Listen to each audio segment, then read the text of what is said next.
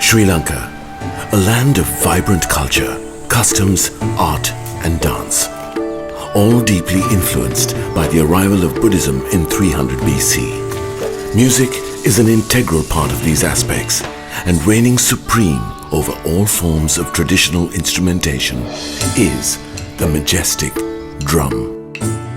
Both the drum and its provider, the tree, are held with reverence. Craftsmen go to great lengths to find that perfect tree, and once found, it is felled at an auspicious time with a ceremony of gratitude. This tradition of tree finding is one that is passed down from generation to generation of drum artisans. Usually, Kohomba, Ahela, Kitul, Milla or jackfruit trees are used to fashion the body of the drum, and a tree that's next to a flowing body of water is often preferred. It is believed that the tree hears the sound of the water, and this reflects upon its resonance.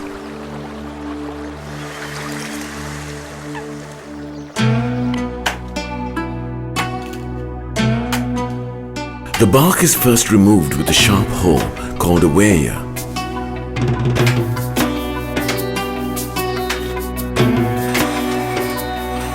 The block is then shaped on a spinning clamp. Traditionally, a more elaborate device, which involved a cartwheel and rope driven by hand, was used to perform this task.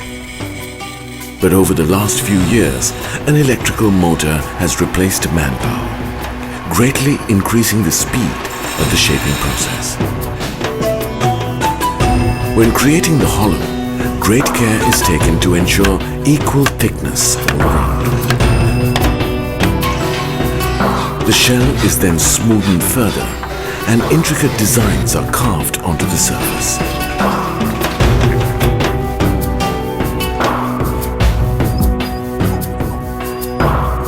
Drums are often only lightly polished and not painted, as artisans believe that the wood needs to breathe to maintain its sound. For fasteners and sometimes for drumsticks, two types of creeper plants are used, namely Kirindi and Boketia.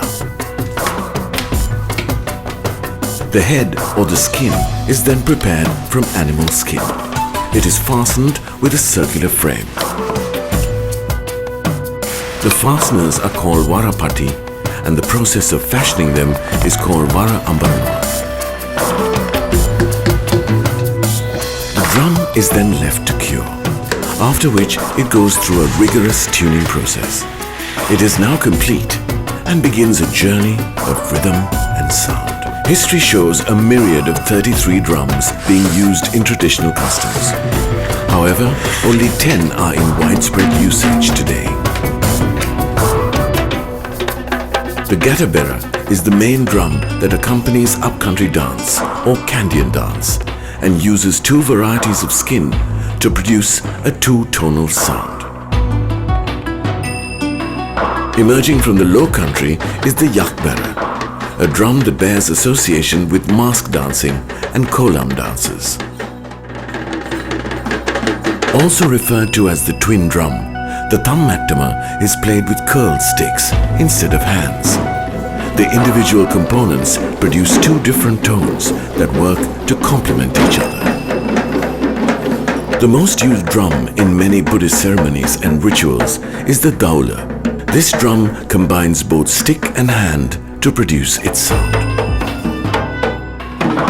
From the northern parts of the island hails the miridangam and the tawil drum, both instruments constituents of Carnatic music and passed down through historical ties with India. From a resounding beat that embodies the joy of an occasion to the surreal trance of a traditional pageant, across open paddy fields and within traditional rituals, the sound of the drum has long echoed. As the world progresses with great speed, it is gratifying to know that such ancient traditions still spur on through a long line of drum artisans, architects with the ability to transport a person with a strike of their instruments to another pace, place and time.